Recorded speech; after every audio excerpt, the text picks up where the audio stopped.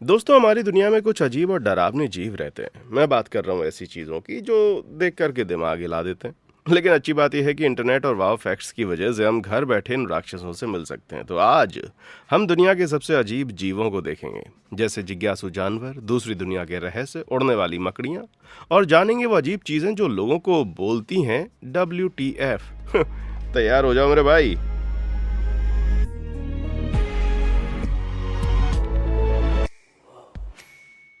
सदी की सबसे बड़ी खोज।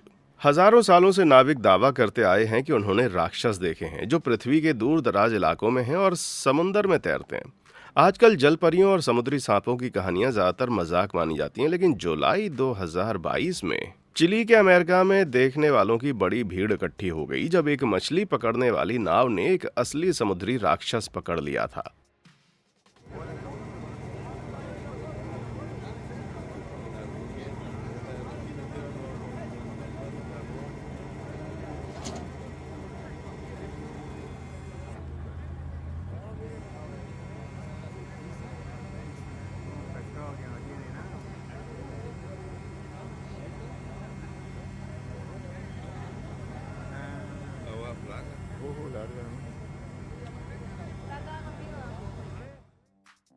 वो विशाल जानवर 5 मीटर लंबा था और वीडियो ने टिकटॉक पर 20 मिलियन व्यूज कमाए जब लोग बहस कर रहे थे कि क्या मछुआरों ने सच में राक्षस पकड़ा है। लेकिन मैं कंफर्म कर सकता हूँ कि ये अजीब जानवर कोई काल्पनिक जीव नहीं है। ये असल में एक जाइंट ओरफिश है। बड़ी अजीब मछली है।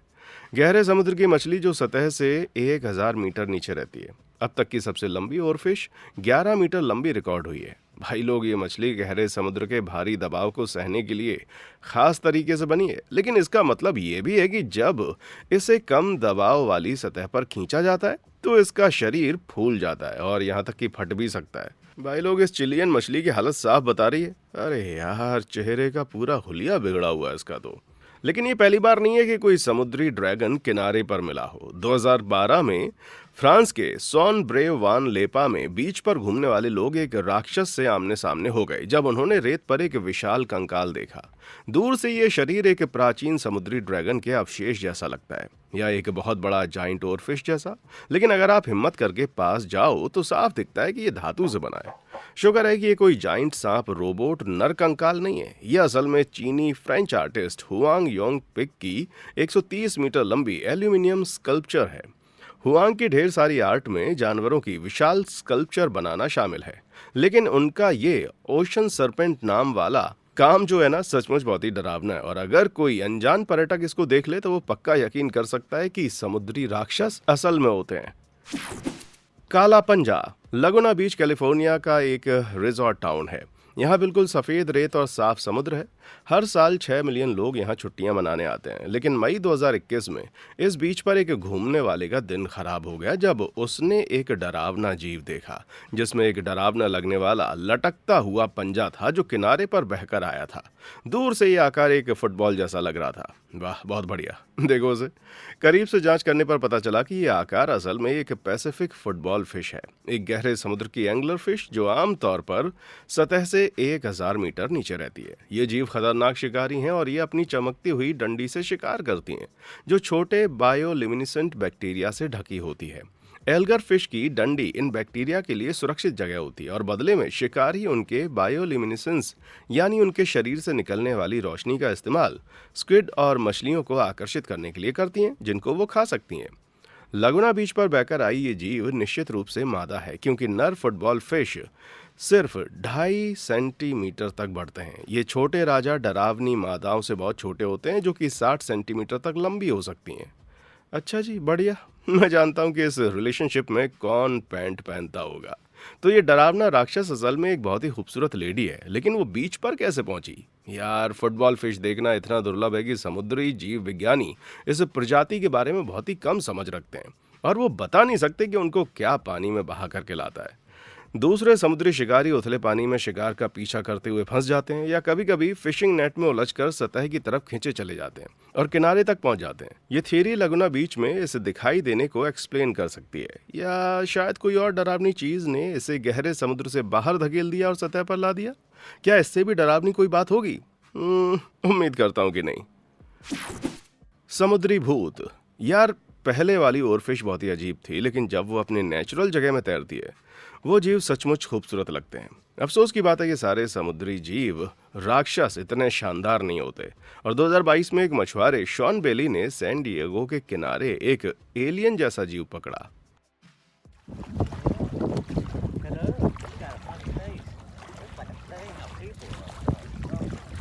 I mean, this thing is massive. Yeah, you are. Don't go back there. Look at this thing. Not a deer. Look, this Bird. Oh, he's got like a little wound on his butt. what can we do? What a look at his Salad? Hey. face. Too big thing there. Anything on you. जैसे Shawn की नाव उसके पास पहुंची, ये एक विशाल भूतिया सिर जैसा लगता था जो समुद्र में तैर रहा था। लेकिन जैसे ही वो अपने पंख हिलाने लग गया, साफ हो गया कि ये जिंदा है और चोट नहीं लगी है। और समुद्री जीव वैज्ञानिकों के मुताबिक ये सिर्फ एक बड़ी मछली है जो धूप सेक रही है। देखो उसे, ये जीव कॉमन मोला मोला है, जिसे ओशन सनफिश भी कहते हैं। यह विशाल प्रजाति ठंडे समुद्र की गहराई में जेलीफिश का शिकार करती है, कभी कभी 200 मीटर से ज्यादा गहरे में भी। तो लगता है शिकार के बाद वो सतह पर धूप सेककर गर्म होती है। इस दौरान सनफिश सी बर्ड्स को अपनी त्वचा से पैरासाइट्स खाने देती है, जैसे फ्री स्पा ट्रीटमेंट ले रही हो धूप सेकते हुए। हैरानी की बात यह है कि सनफिश 4.3 मीटर तक लंबी हो सकती है और 2268 किलोग्राम तक वजन भरता है इनमें, जो औसत पिकअप ट्रक के वजन जितना है। भाई लोग, ये अजीब लगने वाली मछली जापान में एक स्पेशल डिश है और 17वीं सदी में इतनी पॉपुलर थी कि आप इसे जापानी गवर्नमेंट को टैंक्स की जगह दे सकते थे, पैसों या दूसरी चीजों के बजाय। मतलब अपनी मोला मछली से मूल कमाओ। वाह, शायद शॉन को इस मछली को पकड़ लेना चाहिए था। बैंकॉक का राक्षस। 2022 में एक टिकटॉकर जिसका नाम सुपिका टोई है, उसे कुछ परेशान करने वाली चीज मिली। एक डरावना लगने वाला जीव जो भूखा था। बाप रे।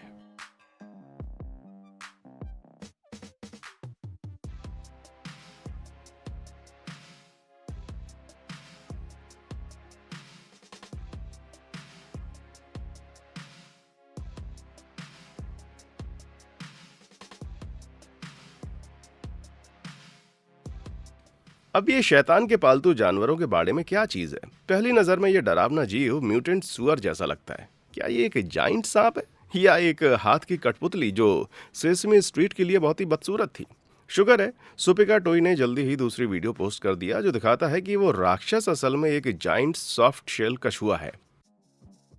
उस कछुए को एक दुर्लभ बीमारी है जिसे ल्यूसिज्म कहते हैं। मतलब उसकी खाल में लगभग सारा रंग गायब है, जिससे सफेद पैच जैसे हो जाते हैं। हैरानी की बात यह है कि उस जगह पर ऐसे दो छोटे अजीब जीव हैं जो बैंकॉक में कहीं तो हैं, लेकिन साफ तौर पर नहीं बताया गया। लेकिन लगता है कि मेरे लिए नया घर बन सकता है। आखिरकार मैं अपनी प्रजाति का एकमात्र ल्यूसिस्टिक मेंबर जो हूं। ये क्या है, कोई जानता है क्या? खुद को तैयार करो, क्योंकि मैं तुम्हें कुछ ऐसा दिखाने वाला हूं जो अजीब और डरावना दोनों है। एडिटर, फुटेज चलाओ।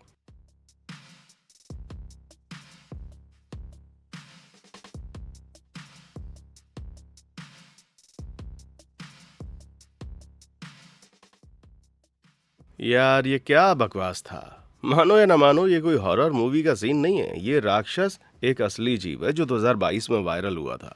असल में एक तरह का छछूंदर है। वीडियो में दिखने वाला स्टार नोज्ड छछूंदर जो पेट कैरी केस से भागने की कोशिश कर रहा है। एक छोटा लगभग अंधा जीव है जिसका नाम उसकी नाक के अनोखे आकार से रखा गया है। ये कोई ब्यूटी कॉन्टेस्ट जीतने वाला नहीं है, क्योंकि क्लिप देखकर तो किसी स्लाइमी हॉरर जैसा लगता है जो AIR वेंट से तुम्हारे घर में घुसने की कोशिश कर रहा हो। लेकिन ये हर खाने की कंपटीशन जीत लेगा, क्योंकि ये दुनिया का सबसे तेज खाने वाला स्तनधारी है। देखो, छछूंदर अपनी अनोखी नाक सिर्फ सूंघने के लिए यूज नहीं करता। ये असल में दुनिया का सबसे नाजुक अंग है। स्टार शेप्ड ढांचे में 1 लाख से ज्यादा नर्व जुड़ी हैं, जो इंसानी हाथ में मौजूद से लगभग 10 गुना ज्यादा है। सब 1 इंच से भी छोटी नाक में पैक है। यह हाइपर सेंसिटिव सूंघने वाला इतनी जानकारी छछूंदर के दिमाग को भेजता है कि वो टच से अपने आसपास को देख सकता है, जैसे कोई सुपर डेयर डेविल। अरे यार एडिटर, वो लाइन एनिमेट करने की जरूरत नहीं है। खैर, जब छछूंदर की नाक किसी कीड़े या केंचुए को छूती है तो उसे शिकार को खाना मानकर पकड़ने और खाने में सिर्फ 230 मिलीसेकंड लगते हैं। तुलना करें तो इंसान को रेड लाइट देखकर ब्रेक लगाने में लगभग 650 मिलीसेकंड लगते हैं। वाह, ये मुझे फ्रिज में घूरते हुए बिताए वक्त पर बुरा महसूस करवाता है। और मुझे लगता है कि हम खुशकिस्मत हैं कि ये 18 सेंटीमीटर के शिकारी थोड़े और बड़े नहीं हैं, वरना हमारे पास कोई चांस ही नहीं होता भाई। आंखों से काटने वाला। भाई लोग, अगर आप एक अजीब छछूंदर देखना चाहते हो तो मैं अपनी शर्ट उतारकर अपनी पीठ दिखा सकता हूँ। या हम 2022 में वापस चलते हैं, जब टिकटॉकर कॉस्टिका ने अपने बैकयार्ड में ये जीव घूमते देखा था।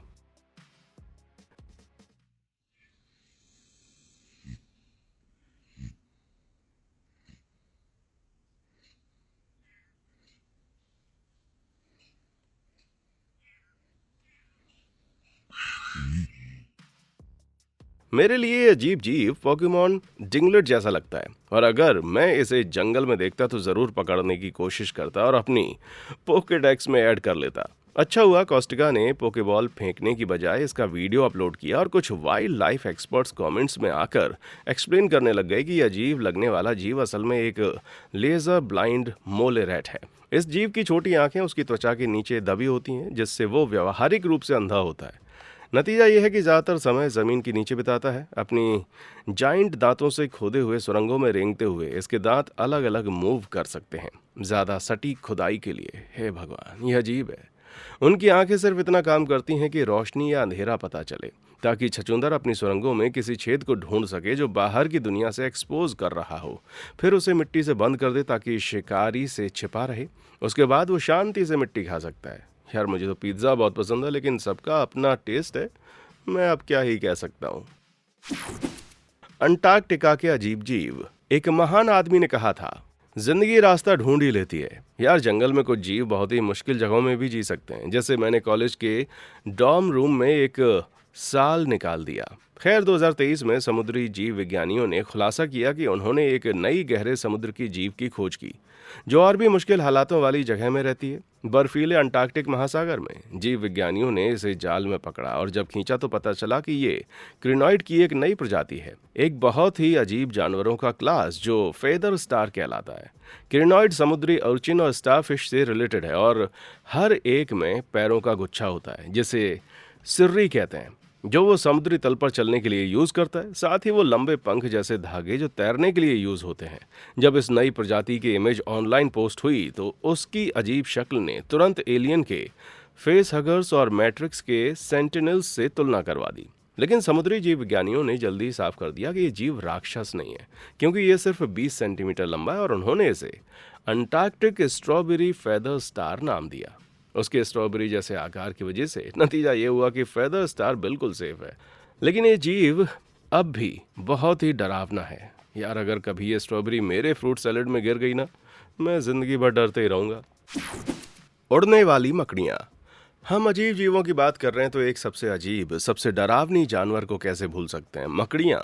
लगभग 6% लोग अराचनफोबिया से डरते हैं, और 2020 में ये डरावनी रेंगने वाली और भी डरावनी हो गई, जब कनाडा के ब्रिटिश कोलंबिया की एक औरत को एक जाइंट टेरेंटुला मिली जिसमें पंख थे। चैटल कंटोराइंस अपनी 9 साल की बेटी सोफिया के साथ कार की तरफ जा रही थी, जब उन्होंने फुटपाथ पर रेंगते हुए ये डरावना जीव देखा। चैंटल के मुताबिक ये चीज उसके हाथ जितनी बड़ी थी, और उसके विशाल पंख और फजी पैरों में से ये किसी लैब में बनी म्यूटेंट मकड़ी जैसी लग रही थी।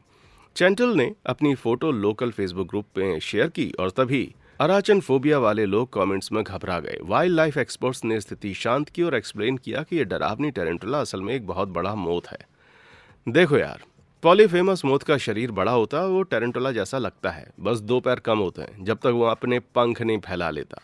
ये मोथ प्यूपा स्टेज के कोकून से निकलने के बाद सिर्फ 2 हफ्ते जीते हैं, और अपनी पूरी एडल्ट लाइफ साथ ही ढूंढने में बिताते हैं, फिर मर जाते हैं। ये इतने फोकस्ड होते हैं मेटिंग पर कि एडल्ट लाइफ में कभी खाते ही नहीं, और उनके मुंह भी नहीं होते। तो उसके डरावने लुक के बावजूद चैंटल का मोथ तुम्हें काट नहीं सकता, चाहे वो कितनी कोशिश कर ले। साथ ही बता दूं, उड़ने वाली मकड़ियों जैसी कोई चीज नहीं है, कम से कम अभी के लिए तो नहीं है। हे भगवान, सब अराचनफोबिया वाले कमेंट्स में चिपना बंद कर दो मेरे भाई।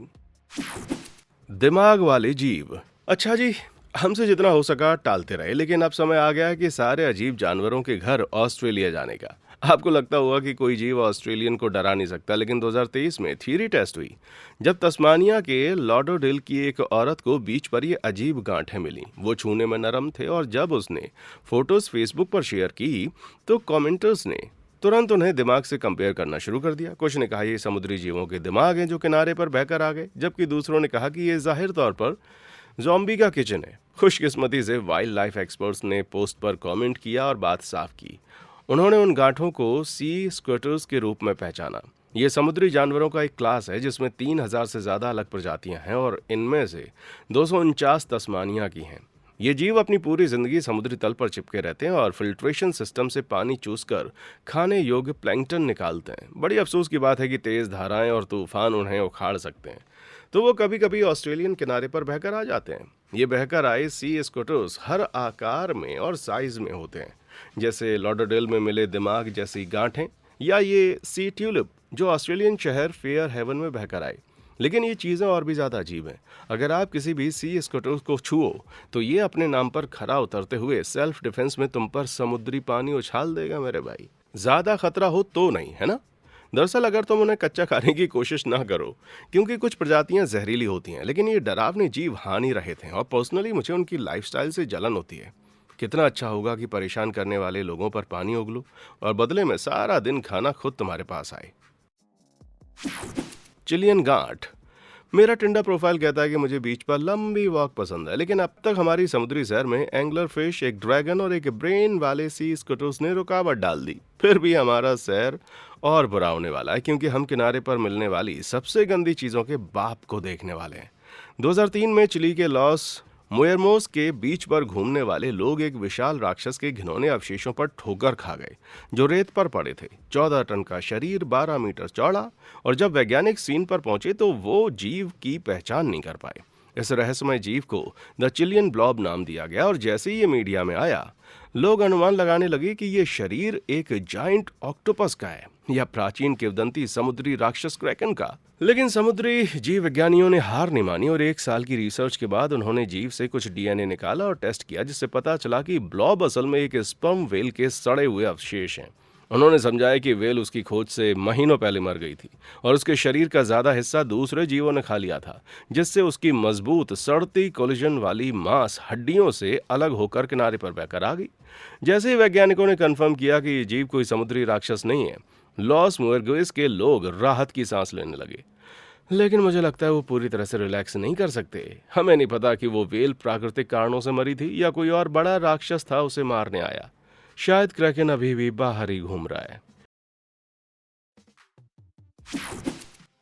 एक लंबे दिन के बाद लेटकर आराम करना सबसे अच्छा लगता है, लेकिन अचानक दरवाजे पर नॉक सुनना बहुत ही बुरा।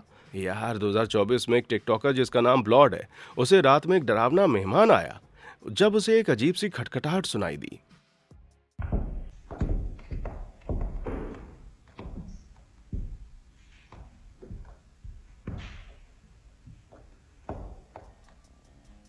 अरे यार, बाहर जो है ना, तूफान चल रहा था और एक बड़ा बैट ब्लॉड के सिडनी ऑस्ट्रेलिया के घर में घुसने की कोशिश कर रहा था। वो सुबह तक बाहर लटका रहा तो ब्लॉड ने बैट रेस्क्यू एक्सपर्ट को कॉल किया, जिसने आकर समझाया कि ये वैम्पायर नहीं है, ये असल में फ्लाइंग फॉक्स है, बैट की एक गैर आक्रामक प्रजाति जो फूल और फल खाती है।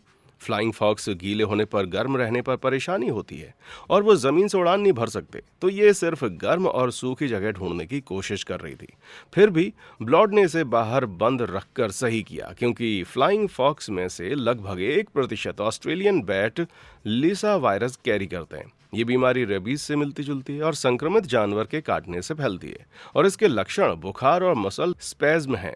अगर एक्सपोजर के तुरंत बाद ट्रीटमेंट ले लो तो ठीक हो सकता है, लेकिन लक्षण आने के बाद कोई इलाज नहीं है और ये हमेशा जानलेवा होता है। अच्छा हुआ एक्सपर्ट्स ने कंफर्म किया कि ये वाला बैट लिजा वायरस से संक्रमित नहीं था, तो वो इसे कंबल में लपेटकर कुछ खाना देकर जंगल में छोड़ दिए।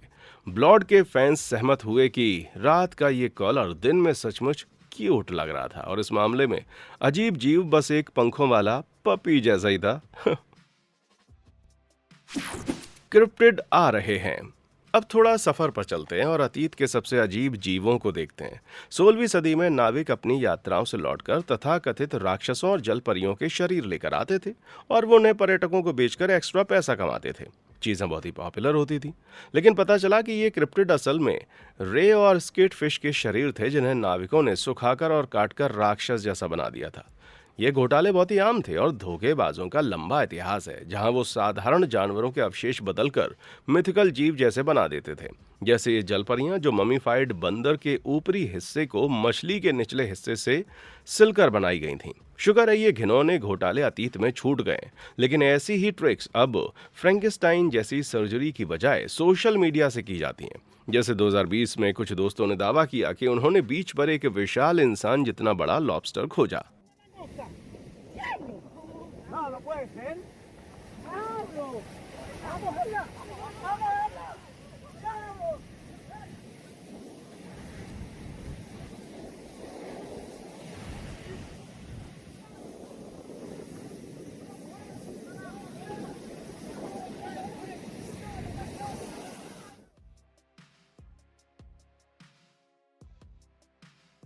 पहली नजर में यह अविश्वसनीय लगता है, लेकिन अगर सोचो कि आधिकारिक रूप से अब तक की सबसे बड़ी लॉबस्टर सिर्फ 20 किलोग्राम की थी, तो कुछ गड़बड़ लगती है। ये लॉबस्टर भी स्टैच्यू जैसा स्थिर और कड़ा है, तो साफ है असली तो नहीं है। चूंकि ये प्यूर्टो रिको के साल्सियो स्पोर्ट्स बार और रेस्टोरेंट ने अपलोड किया था, तो ये बार का वायरल प्रमोशन है। ऐसी अफवाह 2015 में वायरल हुई जब सोशल मीडिया पर एक रहस्यमय सैलमेंडर की इमेज पोस्ट की गई।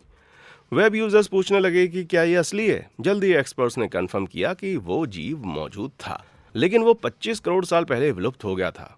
देखो यार, डिप्लोकॉलस एक प्रागैतिहासिक एम्फीबियन था जो कैमरों के आविष्कार से बहुत पहले अस्तित्व में था, तो इस इमेज में उसका दिखना एक रहस्य ही था, जब तक जापानी स्कल्प्टर गोरो फुराटा ने एक्सप्लेन नहीं किया कि डिप्लोकॉलस उसकी मॉडल्स में से एक है और उसने फोटोज अपनी आर्ट दिखाने के लिए ली थी। वाह, ये बिल्कुल दिवंगत महान अब्राहम लिंकन की तरह है, जिन्होंने कहा था ऑनलाइन सब कुछ पर विश्वास नहीं करना चाहिए। दूसरे अजीब प्रागैतिहासिक जीव आज की दुनिया में असली रूप में मिले हैं, जैसे स्कॉटलैंड में 1980 के दशक में मिले ये कोनोडॉन्ट जीवाश्म। कोनोडॉन्ट 20 करोड़ साल पहले विलुप्त हो गए थे और भले जीवाश्म ज्यादा नहीं लगते, लेकिन वैज्ञानिकों ने उनके जरिए समझा कि वो ईल जैसे जीव थे, जिनमें फूली हुई आंखें और तेज दांतों से भरा बड़ा समूह था। तब से कोनोडॉन्ट के आर्टिस्ट रेंडिशन वायरल हो गए हैं, जो दिखाते हैं कि वो अजीब जीव लगते कैसे होंगे।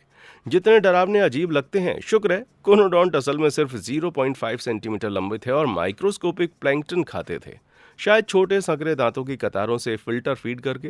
फिर भी अगर किसी विज्ञान विरोधी चमत्कार से तुम कभी जंगलों में कॉन्टिडॉन्ट देखो, तो बेहतर है उंगली उसके मुंह में न डालना। समझ गए मेरे भाई? यार, हमने ना कुछ अफवाहें सुनी जिनकी साफ एक्सप्लेनेशन है, तो चलो एक सचमुच अजीब रहस्य देखते हैं जो कभी पूरी तरह सॉल्व नहीं हुआ। 1931 में यूके के आइल ऑफ मैन के जेम्स और मार्गरेट इविंग को अपने घर की लकड़ी की दीवारों से अजीब आवाजें सुनाई देने लगीं।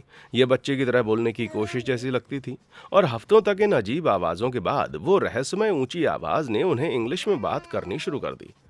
अब तैयार हो जाओ दोस्तों, क्योंकि यहां से ये पागल हो जाता है। वह आवाज दावा करती थी कि वो एक मॉग्यूज का भूत है जिसका नाम गेफ है, और एयरविंग्स के मुताबिक उन्होंने उसके साथ एक अजीब दोस्ती बना ली। गेफ कथित तौर पर बातें करता था, पड़ोसियों की गॉसिप शेयर करता था जो उसे किसी तरह पता चलती थी, और वो एयरविंग को प्रैंक करता था, जैसे चीजें फेंक कर या उनका खाना चुराकर। जब भी एयरविंग्स गेफ से पूछते कि वो इतना शरारती क्यों है, तो उसका जवाब होता, मैंने ये शैतानी के लिए किया। ये कहानी न्यूज़पेपर्स में बहुत पॉपुलर हो गई, लेकिन लोग जाहिर तौर पर शक करते थे। भले एयरविंग सब दावा करते थे कि वो गेफ से बात करते हैं, लेकिन मॉग्यूज सिर्फ उनकी 12 साल की बेटी वॉरी को नियमित रूप से देखने देता था, और जब वॉरी ने उसकी फोटोज ली तो वो बहुत ब्लरी निकली, जो किसी स्टफ्ड एनिमल जैसी लगती थी। इसके अलावा जब जेम्स एयरविंग ने गेफ के कुछ बाल इकट्ठे किए उसके अस्तित्व को साबित करने के लिए, तो लंदन के नेचुरल हिस्ट्री म्यूजियम ने उन्हें टेस्ट किया और कंफर्म किया वो परिवार के शीप डॉग के थे। फिर भी वॉरी ने अपनी मौत तक 2005 में परिवार की बेगुनाही का दावा किया, जोर देकर कहते रही कि यह कहानी अटेंशन या पैसों के लिए नहीं बनाई गई थी।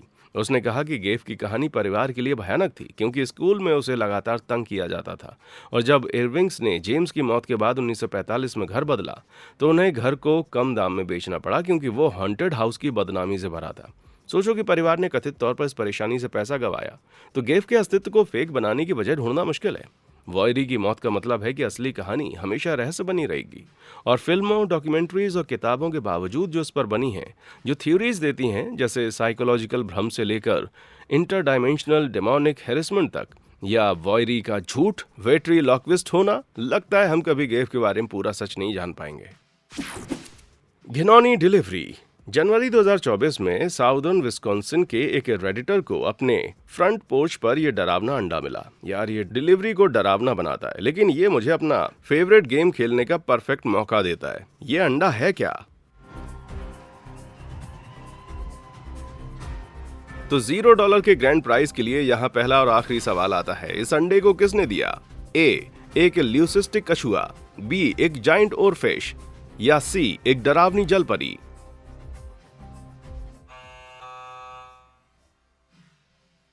यार अफसोस की बात है, मेरा गेम शो फिक्स है, इनमें से कोई जवाब सही नहीं है। देखो यार, जब घर के मालिक ने अंडे की फोटो रेडिट पर अपलोड की और पूछा कि इसे किसने दिया होगा, तो एक ऑर्निथोलॉजिस्ट ने एक्सप्लेनेशन दिया कि ये शायद एक सामान्य कबूतर, हाउस फिच या हाउस स्पैरो का है।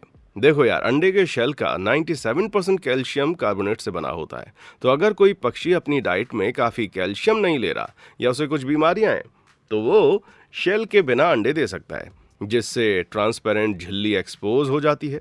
हैरानी की बात यह है कि अगर अंडा गर्म और सुरक्षित इंक्यूबेटर में रखा जाता तो रेडिटर उस छोटे चूजे की जान बचा सकता था, लेकिन अफसोस की बात है इसके बारे में कोई अपडेट नहीं दिया गया। मुझे उम्मीद है ये छोटा अंडा बड़ा होकर एक अजीब पक्षी बना होगा। आखिरकार जैसे हमने देखा, सबसे अजीब जीव ही मजेदार होते हैं मेरे भाई।